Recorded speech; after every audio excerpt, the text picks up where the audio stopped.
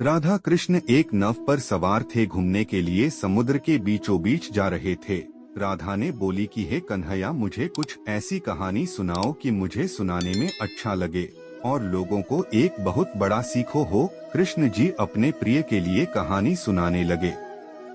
बहुत समय पहले की बात है। गुरु से अच्छे खिलौने बनाता था शिष्य। इस कारण शिष्य को हो गया था अहंकार। गुरु ने समझाया कि ऐसा करने योग्यता नहीं निखरती है। कुछ शिष्य गुरु से अच्छा काम करने लगते हैं तो उन्हें इस बात का घमंड हो जाता है और वे गुरु की सलाह की कदर करना बंद कर देते हैं, जबकि ऐसा नहीं करना चाहिए। इस संबंध में एक लोक कथा प्रचलित है। कथा: पुराने समय में गुरु और शिष्य दोनों खिलौने बनाकर बेचते थे और जो धन मिलता था उससे दोनों का जीवन चल रहा था। गुरु के मार्गदर्शन में शिष्य बहुत अच्छे खिलौने बनाने लगा था और उसके खिलौनों से ज्यादा पैसा मिलता था।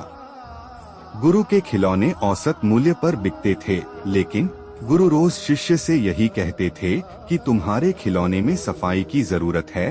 रोज रोज गुरु यही सलाह देते थे। कुछ ही दिनों बाद शिष्य को गुरु की ये सलाह बुरी लगने लगी। शिष्य सोचने लगा कि मेरे खिलौने तो गुरुजी के खिलौनों से अच्छी कीमत में बिकते हैं।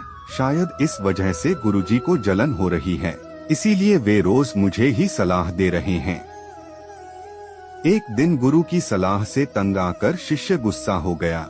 शिष्य ने गुरु से कहा, गुरुजी, मैं तो आपसे अच्छे खिलौने बना रहा हूँ। मेरे खिलौनों के ज्यादा पैसे मिल रहे हैं, फिर भी आप मुझे ही अच्छे खिलौने बनाने के लिए कहते हैं, जबकि मुझसे ज्यादा तो आपको अपने काम में सुधार करने की जरूरत है।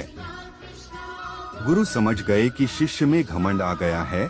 उन्होंने शिष्य से धीमी वाणी में कहा, बेटा, जब मैं तुम्हारी उम्र का था तब मेरे खिलौने भी मेरे गुरु के खिलौनों से ज्यादा पैसों में बिकते थे। एक दिन मैंने भी तुम्हारी ही तरह मेरे गुरु से भी यही बातें कही थीं। उस दिन के बाद गुरु ने मुझे सलाह देना बंद कर दिया और मेरी कला में और ज्यादा निखार नहीं आ सका। मैं नहीं चाहता कि तुम्हारे साथ भी वही हो जो मेरे साथ हुआ था।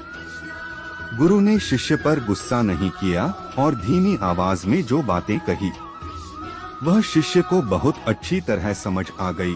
उसने गुरु से क्षमा मांगी और अपनी कला को निखारने में लग गया।